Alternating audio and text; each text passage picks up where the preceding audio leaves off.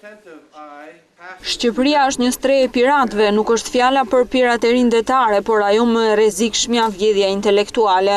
Ambasadori i Bashkimit Evropian në Shqipëri, Ettore Sekuj, dhe ai amerikan Aleksandar Arvizu kanë qenë të drejtë për drejtë në kritikat për Shqipërinë në lidhje me mbrojtjen e të drejtave të autorit dhe pronësisë intelektuale.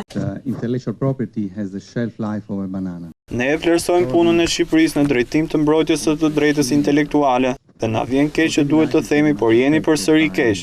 Shqipëria duhet të ketë në vitin 2013 të njëjtin nivel të mbrojtjes së pronësisë intelektuale me vendet e Bashkimit Evropian. Problem mbeten gjopat e ulta që vendosen në këto raste, e megjithatë BE është shumë e angazhuar për t'ju ndihmuar.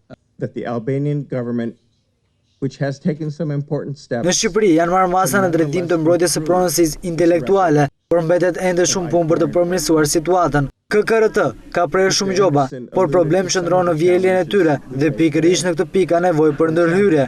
Në Shqipëri, niveli i piraterisë shkon në 75%, një nivel shumë i lartë krahasuar me vendet e rajonit. Ndërkohë që zëvendës kryeministri dhe njëkohësisht ministri i Mete, Edvon Taxhinasto, ka deklaruar se rëndësishme është që të ndërgjegjësohet publiku në lidhje me këtë çështje. Ndërgjegjësimi i publikut